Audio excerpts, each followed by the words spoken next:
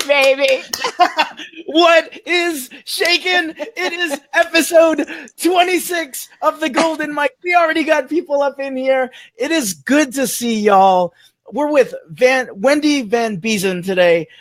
We're going to be talking about not only getting over one major obstacle in life, not two major obstacles in life, but multiple and multiple and multiple obstacles in life and continuing to flourish. This is going to be a good one, y'all. Stick with us. And before I introduce you, Wendy, I just wanted to throw out there, we already gave these books away yesterday. The Happiness Hack. We are all out of them, but I still have a few of Uncovering the Life of Your Dreams by Bruce D. Schneider.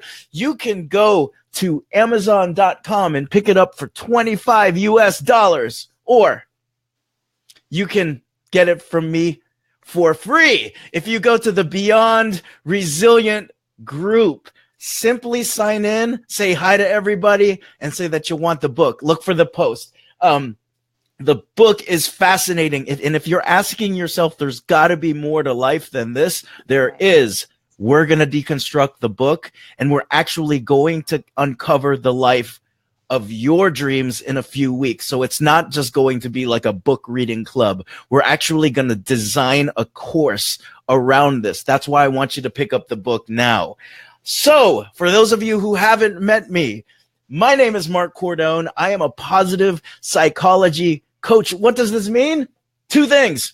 Simply put, feeling good and living a life full of passion.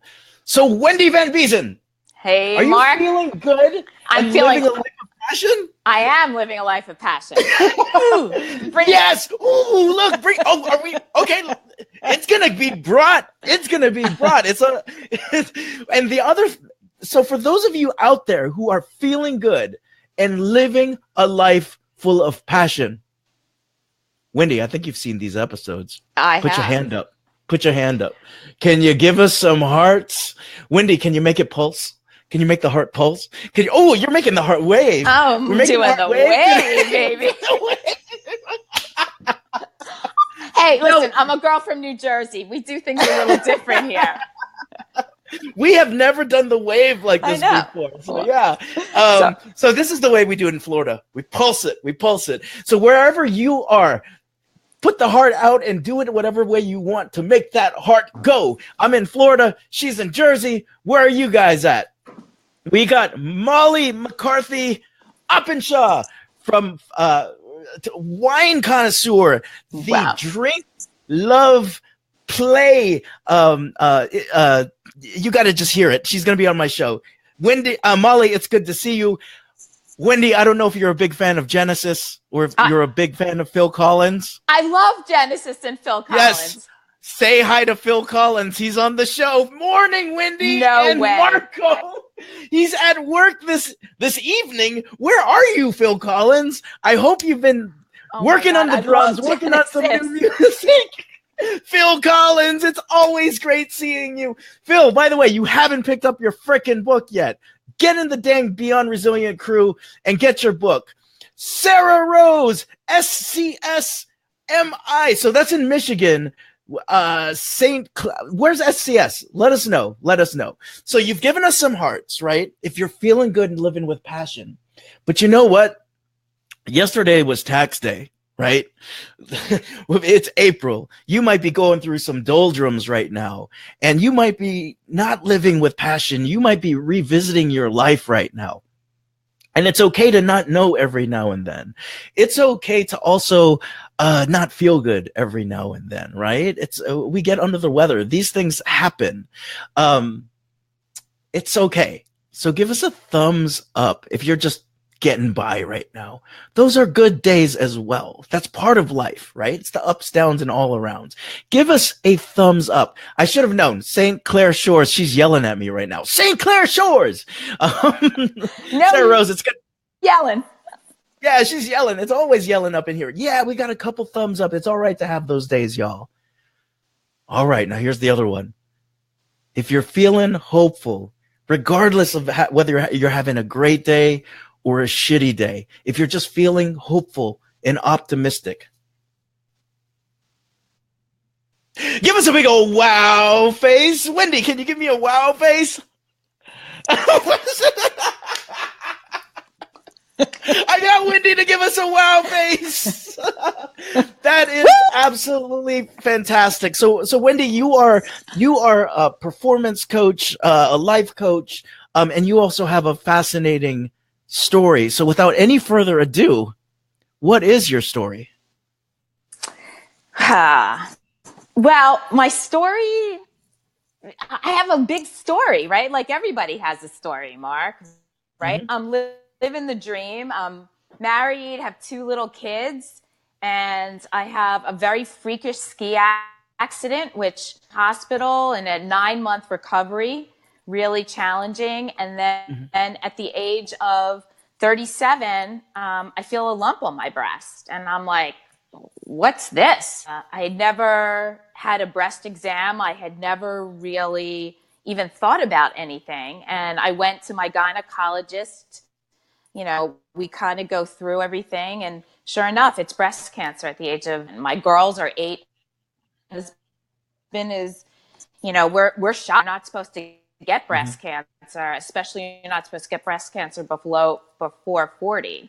So surgeries, chemotherapy, lost the hair, all the emotional impact, you know, kind of shifted my life a little bit.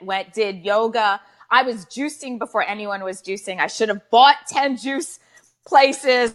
I would have been retired by now. I saw that train coming.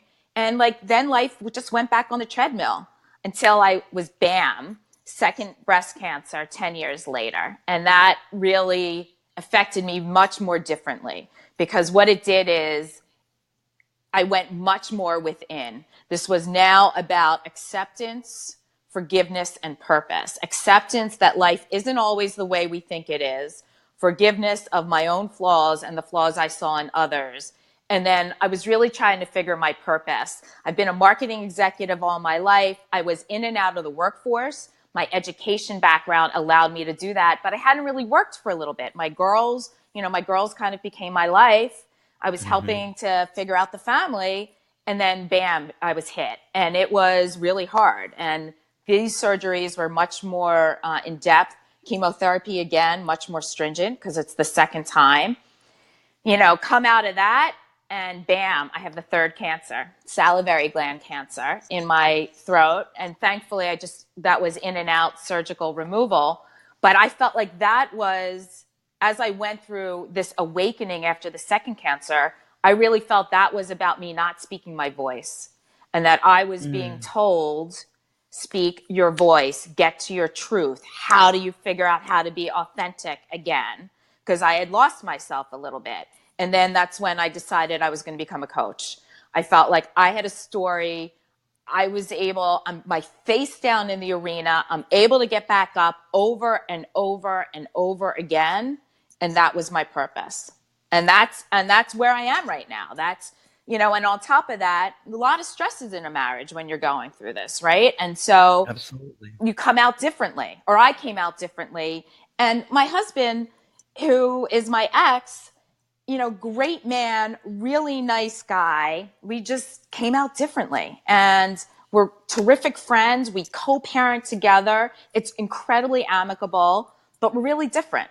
And I think life is worth living, and I want him to be happy, and he wants me to be happy. And that's kind of where I am right now. So I'm building a business, still doing some marketing, meeting fantastic people like you, loving the IPAC community, and everyone else I'm meeting. So that's me. So you definitely have brought up a whole bunch of things in terms of sort of how you grew from these major what people call setbacks. Now, in retrospect, do you call them setbacks, or do you see them as like blessings? I think it depends, but they really are blessings, because when the old Wendy, which is still within me, right? Like, she's here. there's grieving. I mean, you're a positive psychologist, right? There's grieving. Things, you're not happy all the time. You can't be positive all the time. For me, at the time, I thought they were setbacks. Now I believe they've happened. They don't happen for a reason. Things happen, and then we have a choice. Our choice is to kind of put that into context and see the positive side of it and how it has made me more resilient. And then I can share that resilience with the rest of the world. Okay, so at the time you probably saw them as setbacks. Yeah. But in retrospect, yeah. Now, first of all, let's say hello to Jorge. Peace and love, Mark. It's also good to see you, Jorge. Come to Puerto Rico. Why do you only invite just me? Invite everyone, Jorge, and we'll go. But I might go on the side and not tell anybody. I might do a Facebook Live. You can take me. Yeah, exactly. Okay. Exactly. I just got back from Canada. It was really cold, so I would love to go to Puerto Rico. Right. Now let's sort of explore this a little bit more. Like, talk to me about when you heard the doctor for the first time say, "This is cancer." I mean, I've heard the story on TV. I've heard a bunch of different things, but then I want to hear the way that you actually reacted, not like a Hollywood thing, but like, what was your reaction? So I can give you the stage, which is probably the environment, because you feel incredibly vulnerable at that moment. So I'm in the bed, the surgeon comes in, and she said, "Wendy, I have some bad news. It's not what we thought, it's cancer." And from then, my mind goes blank. It's like the Charlie Brown, wah, wah, wah, wah, wah. Everything is fogged. Everything goes black. And all you can think about, life, am I going to live? Am I going to see my girls graduate? Will I see them become incredible women? How am I going to tell the community? And what does this mean for me? Am I going to die? And all of that goes, at least for me, it went through my head. That's really what I felt at the time. And then was that? Oh, go ahead. Yeah, go ahead. No, and then singularly thereafter, I'm like, fuck. Oh, am I allowed to say that? So I'm like, oh my God, I can't believe this is happening. I need to get educated on this because I'm a scientist on the inside. I am an information gatherer. So I need to understand what the disease is. I'm going to get a second opinion even before I had the first opinion. And and so I was weighing both of those things. That's really what happened to me. Okay, so I want to. So, had you ever thought about your mortality before that moment? Not at all. I was living in. You're 37 years old, right? I wasn't thinking about it. I think I was on a treadmill of basically sleepwalking. You get up, you take care of the girls. I go to work. I come home, and I'm not sure I was really awake. And this awakened me in an instant. Okay, so talk about that awakening that you had, because I'm hearing a blanking out and then a coming back to yourself and then almost like regrouping and going after like, okay, my strength is to gather information. Let's get a second, like to go into planning mode again, right? Exactly. But it sounds like go ahead. Yeah, and I think you're spot on there because it was an awakening for me to think about my mortality. But then I think I wanted to push that deeper because to think about your mortality is to be able to face death, face your own vulnerability, think about your own weaknesses. And so it was much easier for me to go what my family calls at that time Wendy mode, which is the information gathering, right?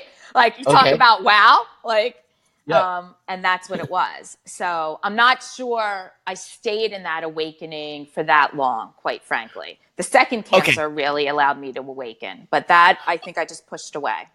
Okay, so Sarah Rose from St. Clair Shores is feeling it too. She's had the doctor sound like a Peanuts teacher. She's like, I know what it feels like. It's totally out of body. So it's resonating with Sarah Rose. Thank you for sharing that, Sarah Rose. who is also packing her bags for Puerto Rico. Thank you, Oh. Jorge. And Stephen, Canada was amazing. I'm scheduling a couple more trips. It was so amazing my first time. Recommend Quebec and all the provinces or all the areas around there are so much fun. So let's talk a little bit about the second cancer now, because, well, actually, even before we get into the second cancer, as you're going through that, you go into planning mode and you go into planning execution of this Right. first, the first breast cancer that you had. What was that process like? Really scary. Mm. Having to learn a different language, right? The doctor's language, Yeah. understanding that things happen at a pace that's not, I don't control. It was really, Mark, about that whole process was about the idea of giving up control. We have no control over our life. And I wanted to control. I had been controlling. And so this was the wake up call on how not to control, but how to move forward. And so I learned Gotcha. a lot. And I learned how to be humble, more humble. You know, you Okay. lose your hair. I learned how to have a little bit more patience, not having the energy that I wanted. Yeah. And then how to kind of rise up and how to kind of move Okay. forward. And so I created my own framework on how to do that. So now during the scary time and the things that you were learning, were you still scared shitless that of about your mortality? Yes, I think that never really went away. I don't Okay. know if it ever really does until you're able to until I was able to kind of put it in a relationship. To I at one time tried to put it in a box and push it Mm. away, but that doesn't Yeah. work because that keeps rising, right? So Yeah. it was about making friends. It was about understanding that we are all going to die, but Yeah. how many of us are going to choose to live? And then how are we choosing to live really helped me choose my own path, right? Once I was able to Okay. figure that out. For me, I was a little slow. It took me a little time Yeah, to get yeah, there, yeah. but I So did. so how long was the process of Oh, getting through the first cancer? I think probably a good 5 years. I think it really Okay. took me, healing takes a long time Okay. until I kind of felt a little safer. So Okay. So and then 5 years later, you get it. 10 years later. Or 10 years, or Yeah. 5 years after the recovery, your first Right. recovery, right? Well, it was 10 years between the first, yeah, but between, I thought, my first recovery. So between the Okay. first and second cancer was a decade. Okay. So 10 years between the first time you felt the lump. Mm-hmm. Are are are you? Did you feel something similar again, or what did So this look like? this is where technology and medical advancement is fabulous. I had an Yep. incredible radio oncologist, and she found it on an MRI. So it was found on an MRI. So walk us through the process now or the story now of that second one. Well, this is what's really incredible. I found out that I had the second cancer on my 47th birthday, the day before Thanksgiving, and I was having 40 people to my home the next day. And so I found out I was literally in the A&P, and the doctor called me and she said, Wendy, I have not great news. And I remember I had butter and like some seasonings. I had everything else at the house, and I just kind of stumbled in the store, and I just had to like Oh, you catch did. myself because I was like, oh my, I'm going through this again. And Okay. this time it felt more serious because I felt like I had more to lose because I was 10 years older, my girls were older, and I just realized that maybe I hadn't truly been awakened, that this was really now the full awakening. This is the second Okay. half of life. Okay. So you'd think that you'd been through the process the first time, and like for example, I'm thinking about valent life experiences. So I'm Mm-hmm. thinking about not a traumatic experience, but I'm thinking about an ecstatic experience. I'm thinking about my uncle, who the first time he had a baby, basically he was there, he was going wild, he was serving his wife, he's going crazy. Right. And then the second time, he's basically like eating Chinese food. When the baby came out, he's like, right? He just got the baby, right? And Right. eating Chinese, Gotcha. and so you'd think that the second time you're like, cool, I've been through this, I know what the process looks Yeah. like. But you're telling me that this one is like, it's hitting heavier, it's going deeper. You've got more to lose now. Yep. Maybe I wasn't totally awakened. Yeah. So did you go through a similar process of like that out of body experience where you kind of dissociated for a little bit again? I definitely disassociated. You did? Okay. Yeah, absolutely. Because, and in some sense, I love that analogy with your uncle and the second baby. It was the same. It was kind of the same thing, although there's medical advancements. But I had the lingo down, right? I Yeah. also, however, knew what the path was. In some sense, it can be easier not knowing and going through the first time. Now I knew, and I knew how hard it could get. And yet I knew that, again, I was in the arena face down. How was I going to lift myself? And so instead of, the first time everyone is bringing casseroles and chicken and the community was incredible. I mean, just driving my girls, like incredible. I had a daughter who was a freshman in college, and my second one, my younger one, was a junior in high school. Different times, more mature women. And this was not an external battle now. This was all about internal churn for me. And the only thing I could really think about, and it just popped in my head, I can't explain it. I do think it was a gift of grace, was acceptance, forgiveness, and purpose. And that whatever I was going to go through now was about that path. And this was still as you were holding the butter? This was still as I was holding the butter. And getting ready to go home and cook. Actually, I cannot say that. That was over a course. I mean, the butter, the initial, I was really shocked, and I was scared, and I was sad. I mean, Sure. I was Sure. sad. Yeah. Now, your daughters are older now. What is that like to tell them? Oh, not good. Yep. Not good. When they're younger, you can say, mommy has good cells, bad cells. Yeah. You're going to remove the bad cells. Now it's a much more challenging discussion, and they understand more, right? Like my younger daughter now is going to go to medical school next year. She has an understanding. My older daughter's a freshman, and it's like, this has happened. Like, what can you say? You can try to sugarcoat it, or you can be real. And I said, I have cancer again. I'm going to be having some surgeries, going to decide what the course of treatment is going to be, and we're going to just move through this. I don't want to think about the future. I want to think about where we are now, just be present, and all we can do is really be supportive and loving of each other. Okay, so that definitely sounds a little Wendy mode right there. Yeah, exactly. Right? Wendy mode. There's definitely Wendy mode there. Was there a part of you that was vulnerable that wanted to ask them for help? Oh, that is a great question. Not at that time, because I was too much still. I would love to say yes, but I was too much still in Wendy mode.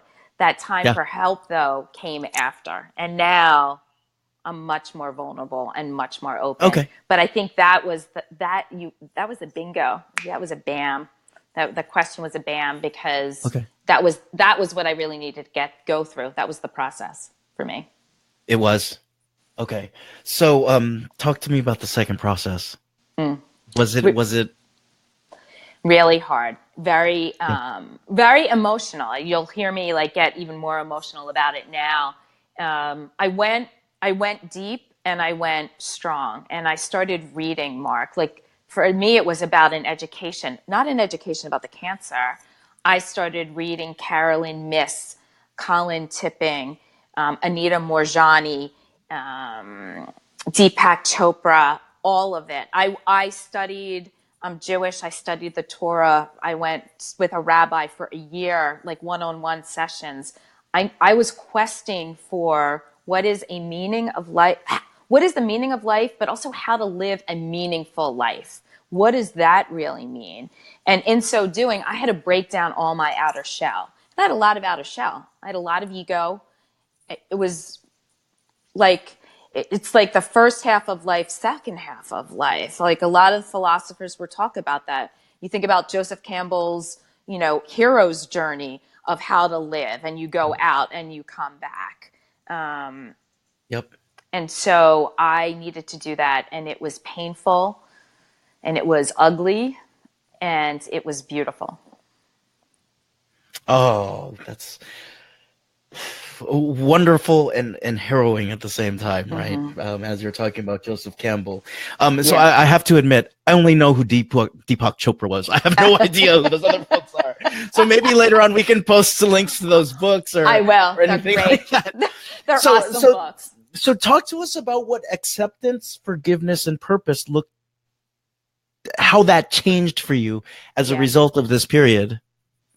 Well, acceptance, I think, was more about flaws that I felt that I had, flaws that I saw in other people, and that I knew that I was living not a holistic life. Like I felt like I was split into compartments. And intuitively, I knew that. During this time, my intuition really blossomed because I was listening. And I went to a service, and a healing man, very spiritual man, I asked a seemingly simple question, which is, how do you know that God is speaking to you? And God could be, it's not just necessarily the God, but it's how do you know when something else is happening in your life? And he just looked at me and he said, Wendy, he's been knocking on your shoulder for years. You just haven't been listening. So Wendy, I wanted you to repeat the question again because we did have a little bit of fuzz there. Okay. So my question was to him, how do you know when God is speaking to you? And it's not necessarily a God. No, you don't have to believe in God. It's more, for me, it was a faith, but it was that something was higher than myself. This wasn't just about Wendy. And he looked at me and he said, Wendy, God has been knocking on your shoulder, tapping you on the shoulder for a really long time. You just haven't been listening. And so when that happens, and I believe that was truth, that was when I really dug deep. And that's when I knew that I needed to let go of everything, surrender and accept who I was, who others were, so that I could create more of a holistic life. So that's really the acceptance and forgiveness piece, right? It is, exactly. So talk to me about the change in purpose.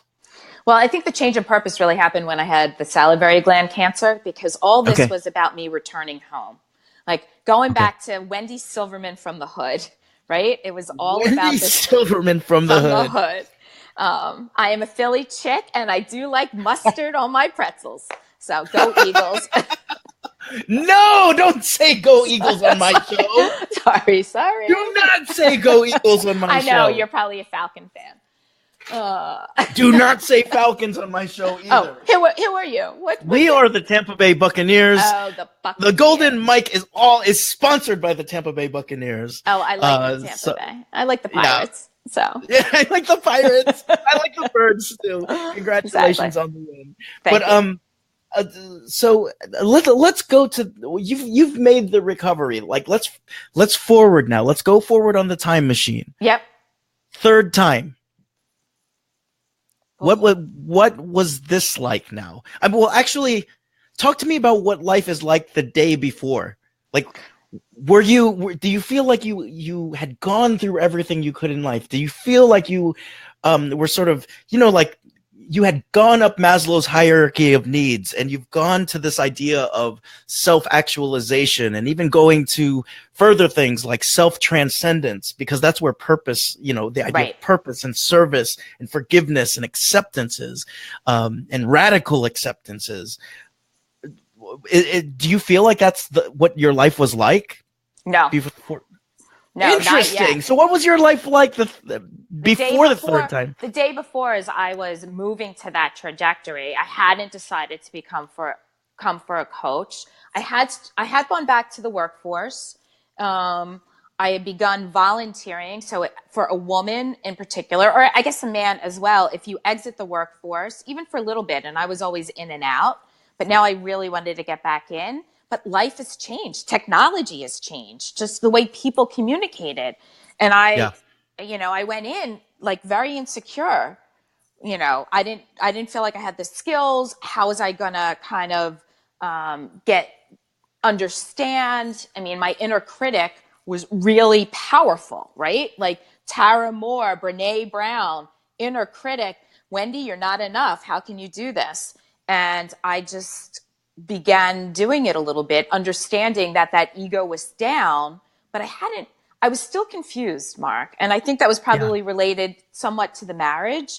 Like you're going through this, but I felt constricted, I think, somewhat. I mean, I Sure. had gone through all of that.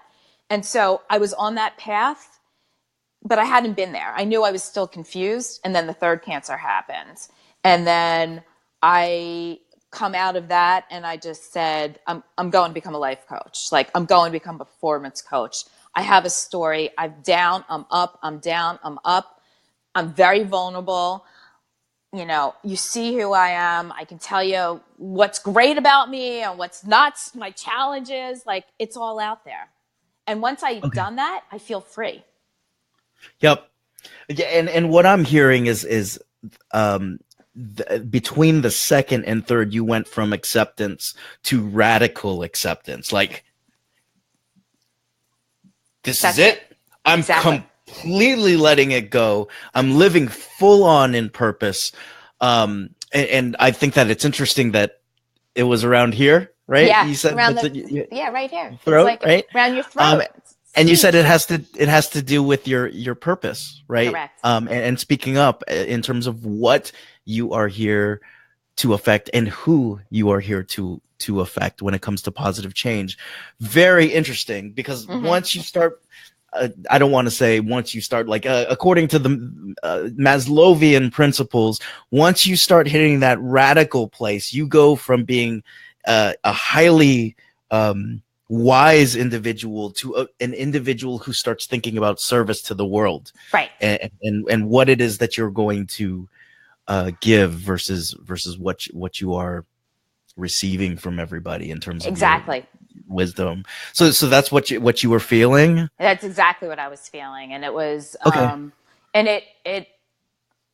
I knew that it was always about that journey. It just felt like it was the right journey now. Because what do you do when you're on a journey? You go out and you zig. And for me, I zigged and I zagged. It hasn't been a straight trajectory. Never is. So, and what I've also learned, it is about the journey. It's not about the end destination. Like, look, you and I met. I would never have met if we were not down in Florida together at the Happiness Summit, right? Happiness Summit. You just have to say yes, have to be open, and have to for me, now it's about just letting go and just letting people see. And if I can be an agent of service, if I can speak, if I can help, if I can listen, just listening to people, that's critical. Yeah, and I must say that we met. Was it like a couple months ago at the World Happiness Summit? And literally, it was like it was like we were like best friends who hadn't talked for years, and we were catching up. Right. Bam. Right. Bam, bam. Pretzel with us, mustard on the side.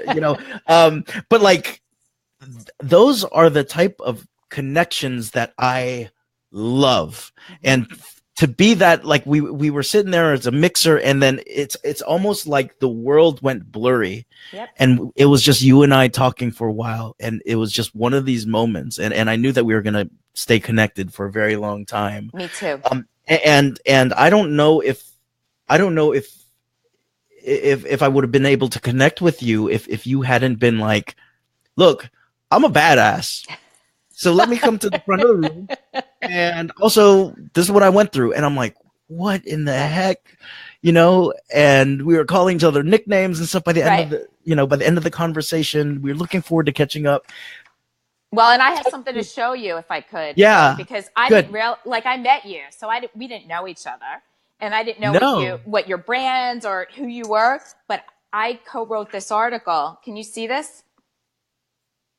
Ways to conquer the need to please. But look but can you see what this says with the ring? I can. Can you hold it up a little higher? Higher? Yeah. How about there? I am a badass. That is on the cover. Like, that was it. So we were meant to meet. Yes, when I first met her and I didn't even go this far into she didn't go this far into the story with me. I was like, Wendy, you're a total fucking badass. Yeah. And she was like, we're sitting there and she was like, I am a badass. So funny. It was so great. But yeah, I think there's so many things. And ostensibly, Asian kid from Florida, Jewish woman from Jersey. We have so many things that you think would not be in common. And then now that we've been keeping in touch with each other, and we're like, wow, being Jewish and being Filipino Catholic, there is really a lot more similarities than differences. Exactly. Like, we're talking about so many things about that. And I think in terms of our connection, that's been amazing. So just to go back to your story again, what has life been like now for you? We're living in the now. We're in the present. Damn, 3 times ski accident. What is life looking like now? Life is beautiful now. Life is about the connection to people. I feel like my inside and my outside are connected. Like, I am the same person with you that I am with a stranger, that I am with anyone. And that doesn't mean life is very unsettled still for me as I navigate the future. But in being unsettled, I have incredible friends, I have incredible family, and I have an incredible inner soul, or like inner strength and resilience, that I know whatever is going to be placed before me, I'm going to be able to handle it. I'm going to be able to move forward. I'm not sure I was able to say that before, but now I confidently, and I believe that. Like, it is a part of that essence.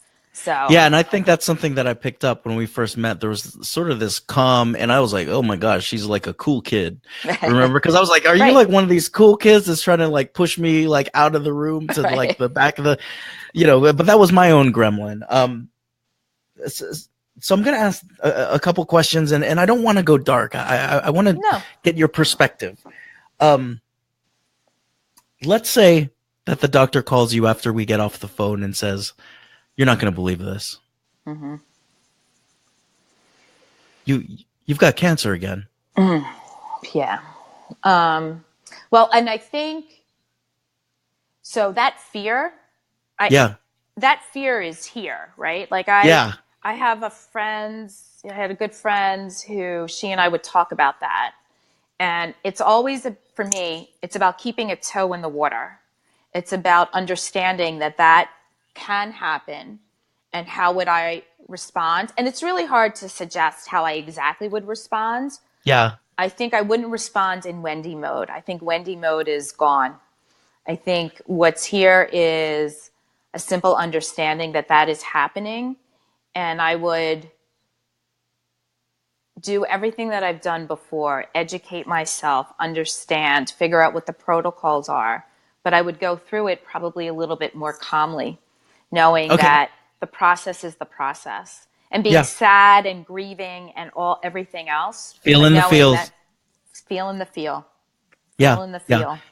Yeah. Now, you did say that the dynamics between you and your daughters changed. Would you said the Wendy mode might be a little bit different. What would it look like if you were to say, or need to call them and say, y'all gather around for I have news. Right. Would it be, this is going to be the plan of action, or would it be something more along the lines of, guys, this is how you can help? I think it would be, guys, help me figure out this plan of action. what is it? What do you think that we should do? Yeah. How do you want to be involved? This is what I really need from you. I need your love and I need your support and I just need you to be around. But what is Yeah. it and how is it that I can help you? And this is the deal. The only thing I ask is that we just communicate. We Yeah. communicate how we feel. We communicate if we're angry. We communicate when we're sad, and we're just here. But how should we do this? How should we do this together? And I Yeah. think that is the critical difference. That's really the critical difference now. Wendy, are you afraid to die? No, I'm afraid of suffering. I'm afraid of the Mm. suffer. I'm not Okay. afraid to die. What is the suffering that you're afraid of? Suffering, pain, physical pain, I think. Yeah. Suffering of having loved ones look at me, if it's Yep. protracted, Yep. the pain that can cause on others, and also understanding that is just about life too. Death is not Okay. separate; it's all Yeah. combined. Yeah. So I will go Yeah. when I'm supposed to go. Okay. So let me ask you this, because this really guides me. There was a book written by Bronnie Ware, Okay. called "The Regrets of the Dying," the five Mm. regrets of the dying, and that's the reason that I actually got into positive psychology. Oh, tell me Um, why. So, yeah. So in many ways, I found myself searching and seeking and wanting more in life. And there was an article that she put out. She was a nurse, that worked with several patients who were, at the end mm, of their mortality, and essentially, she noticed that there was a phenomenon that at the end of their lives, there were five things that they had in common that they would say. One, I wish I had the courage to live a life truer to myself, not the life others expect of me. mm-hmm. Two, I wish I hadn't worked so hard. Three, I wish I'd had the courage to express my feelings. Mm, Four, I wish I had stayed in touch with my friends. And five, I wish I had let myself be happier. mm, And so when we get on the golden mic every day and I'm like, yeah, blah, blah, blah, blah, blah, blah, blah, blah, blah, a lot of people will be like, oh, okay, this is some crazy dude, like shooting off right. the cuff and trying to get us to drink his Kool-Aid. But it actually comes from the place where Bronnie Ware, said there's this large group of people that I've seen that have been showing the same things over and over and over again. And so for me, I asked, what can I do for myself and my clients so that they're not at the end of their life saying those things? And it Right. was positive psychology and coaching that brought me here, Now, so for you, if this was the last day that you were walking the earth, would you have any regrets? No, I feel like I'm really living that now. And I Yeah. think no, I don't have any regrets. Absent of maybe I haven't traveled as much, but but that's being, I'm dealing with that right now. I've gone on several trips this past year. Yeah. So I have no regrets. I feel like I've reconnected with the people that I want to. I feel very present when I talk to people, Hmm. and I'm living like I feel connected, Mark. I don't, Yeah. it's just a connection. Doesn't mean there aren't doubts. Those gremlins don't come up, all of Yep. that. Yep. Absolutely. But I don't live, I'm not living with much regret now. Okay. So, do you think for all of us who are watching, in order to live life to the fullest, to live connected, to live fulfilled, that we have to go through pain and trauma? No. I think that pain and trauma allow you to get here quicker Oh, sometimes. And okay. I Yep. think, or you know what, let me rephrase. Let me think about that. That's a great question. When you study, um, study some of the philosophers, and you look at Brene Brown and Tara Moore's work, Colin Tipping, who wrote Radical Forgiveness, Eckhart Tolle, who did The Pain Body, The New Earth, they might suggest that suffering and pain allows you to look within. Sure. Yep. But I don't know whether you have to go through it yourself, or can you see it in someone else, or are you just enlightened? Like, if maybe you can view it. So I don't know. I can speak for myself that I know for me, it was the life changer. It's the blessing that you talked about in the beginning. And I think in particular for my girls, they have seen the shift and change in me. And so they have shifted and changed as well. Yeah. So in all deference to what it is that you've gone through, for those of us, and I'm just going to say it, for those of us who have not had the blessing of going through cancer 3 times, what can we do? Like, talk to us, Coach. What can we do to live a life fulfilled and one without regrets? Right. Well, I think the first one, so when I had a framework that I created, which I didn't realize I was creating, but it was a framework, which is get educated. And so for those that haven't done this, it's just about having a quest of knowledge, living a life of curiosity, of not knowing all the answers. And so that would be one of them. I think the next one is be present, be awake, and just live your life with gratitude. We've done the positive psychology. What did we learn, down in Florida? What have we learned? What does Chris Peterson say and Marty Seligman say? Living a life of gratitude is one of the single most characteristics of how to be happier and how to be content, right? So I think it's about curiosity. I think it's about being awake. And then finally, it's about giving back. I mean, I help coach cancer survivors for free. I support an organization. I was on the board of a soup kitchen. I take phone calls. I really try to listen and be kind and give back. And so I think those 3, for me, would be the path on how to live a life without regret. However, that would be my definition. That's not the world's definition. So, I think for others, it's all about defining it, but it is about that awareness. Absolutely. It's about identifying what it is and then living into that. If you don't have a destination, any path is going to get you there, right? It's not. Absolutely. So you have to figure out where you're going. Well, I think that it's really awesome that at one phase in this process, you really found value in the journey, right?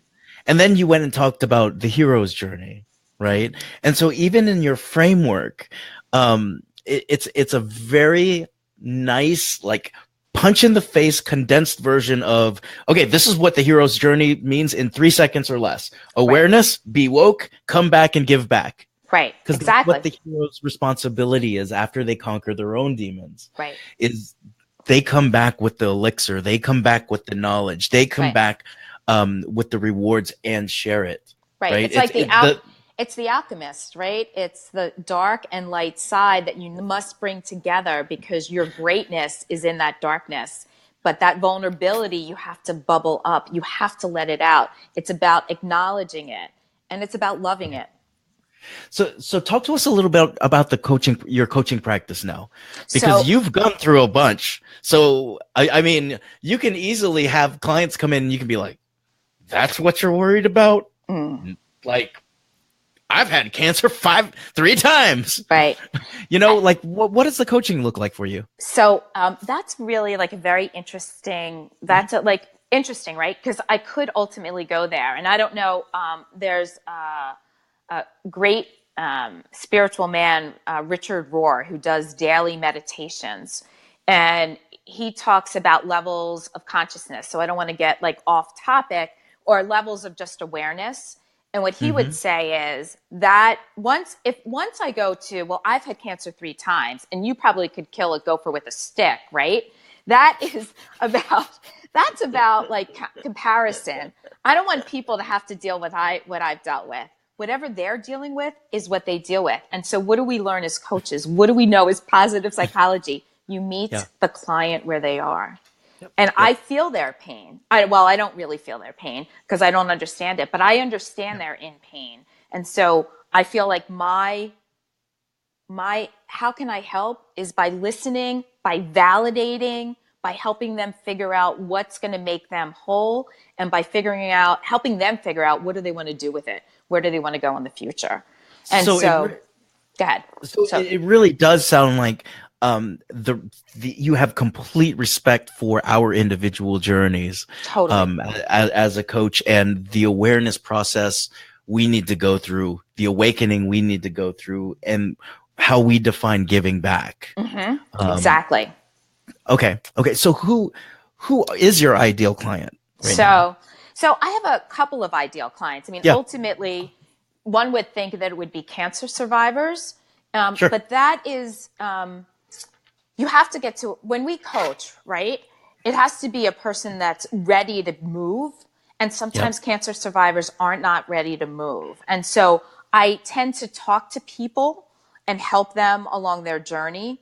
But who I'm finding really are mid-level executives who are dealing with work-life balance, trying like on this treadmill, because I've been on this treadmill.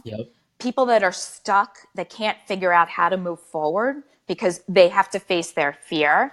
I faced a lot of fear in my life.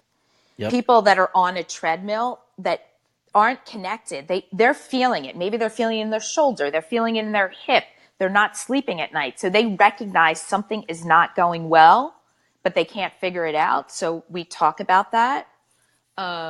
Actually, what's coming into my life right now are some millennials, younger millennials that can't really figure out how to proceed forward. And so I have a patience of just stepping back and perhaps maybe even a little wisdom of non-judgment, just non-judgment. Because when people come to you, they don't want to be judged. They just want to be heard. And they want someone to just listen. And then, my job is really, my real job is to help them. So. Okay. So we got a couple things that I've already posted that you said that you'd be willing to do as a coach with the folks that are watching live or on the replay. We've got something like a values assessment and an inner critic program that you have. Talk to us a little bit about this. Great. So, values, and this really came from my work and then my inner journey. But then the IPAC, when we went through, I think it was like mod 2 or mod 1, which was, and they got to values. Oh my God, my head exploded because intuitively, I was like, you would have thought cancer would have taken you out, but it's IPAC, it's blowing your head up. It's the values. Yeah. And why was that? Is because once I identified, because intuitively I felt it, I just couldn't put a word or a framework around it. Once I identified my values, that allowed me to make decisions moving forward on how to live into them, right? And so I feel like that is one of the beginning parts for anyone's own personal journey. If they can identify it, doesn't mean that doesn't shift, doesn't mean the wheel of life isn't important or any of those other, but the values was really critical. And then what I am finding with people and my own personal clients is that the inner critic can be so strong. It's about how do we tame that inner critic so people can feel their strength? How can we tame that inner critic so people can feel comfortable in their skin, can become who they want to be or how they want to be? And so I feel the combination of those two can allow a person to feel a little lighter. That is amazing. So I'm hearing you say that we can get in touch with you, and yes, you can. Of course. Yeah. Okay. I don't want to. Oh yeah. Invite myself. And not only that, I would talk to anyone for a free half hour. Anyone that wants to call me, just free.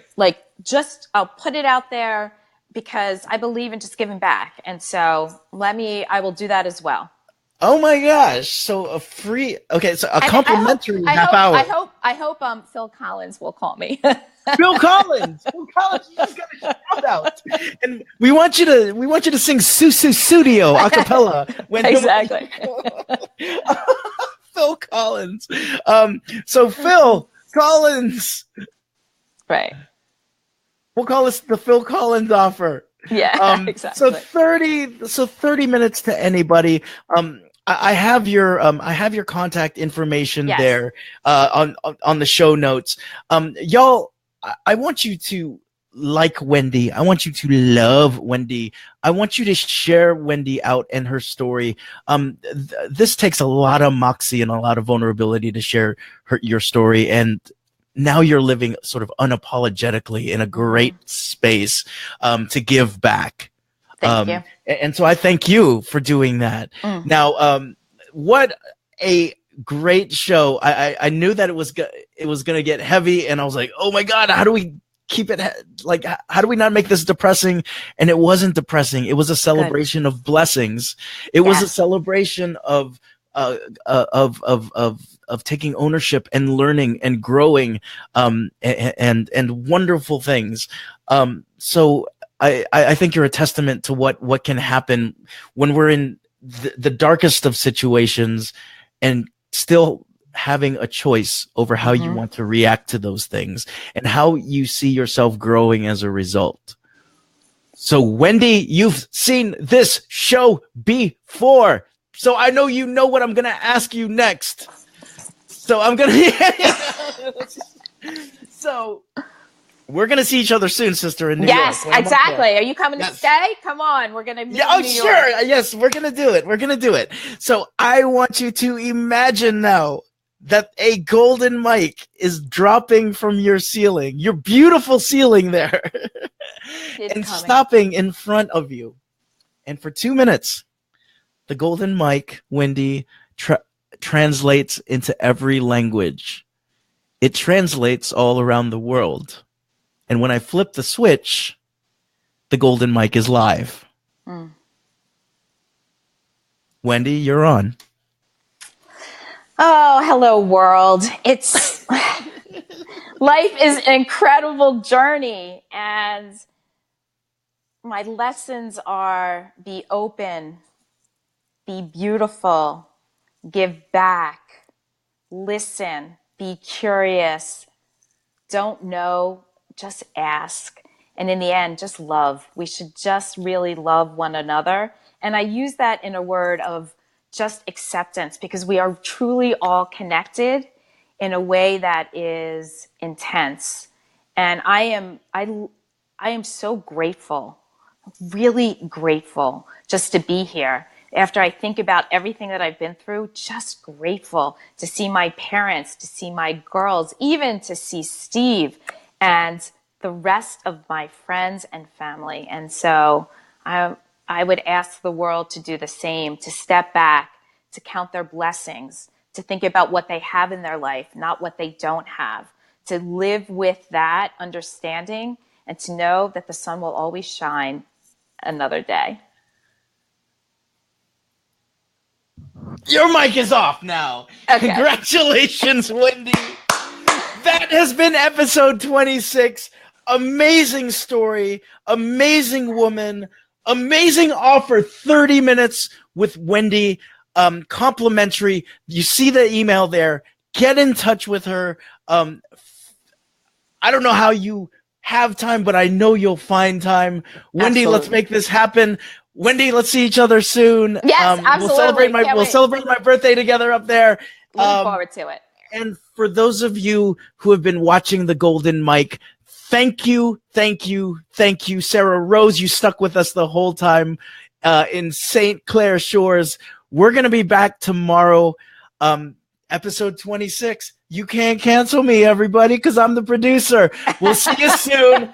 Feel great. Live with passion. See you tomorrow. I'm Mark Cordone. This is Wendy. We'll see you soon. See ya. Bye.